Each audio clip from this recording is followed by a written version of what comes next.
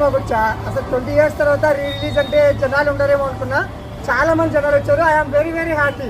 ఈరోజు మెగాస్టార్ గారి birthday. Every year కూడా మాది శ్రీకాకుళం. ఎవ్రీ ఇయర్ కూడా శ్రావణ మాసంలో వస్తుంది.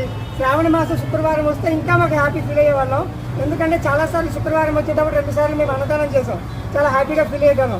ఈసారి వెరీ హ్యాపీ. ఎందుకంటే చిరంజీవి బ్లడ్ బ్యాంక్లో ఇక్కడనే నేను బ్లడ్ డొనేట్ చేద్దాం అనుకుంటున్నా. So I'm very very happy అన్న.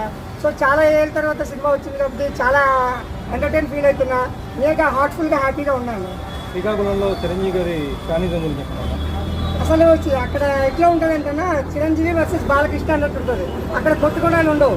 సినిమా వచ్చిందంటే వీళ్ళు హడావిడి, బాలకృష్ణ సినిమా వచ్చిందంటే వాళ్ళ హడావిడి, అట్లా ఉంటుంది. మరి చాలా ఎంటర్టైన్మెంట్ ఉంటుంది. ఫ్యాన్ వార్ జరిగాయి ఇప్పుడన్నా. ఫ్యాన్ వార్స్ అంటే ఇట్లా టికెట్ల కోసం కొట్టుకోవడమే కానీ జనాలు కొట్టుకోవడం అంటే లేదన్నట్టు. అట్లా అది మెగా ఫ్యాన్ కానీ నా ఆలోచన కామెంట్ చేయలేదు. నా ఫ్యాన్స్ అని మాట్లాడారు. ఆ కామెంట్ని మెగా ఫ్యాన్ మీరు ఎలా చూస్తారు అన్న యాక్చువల్గా చిరంజీవి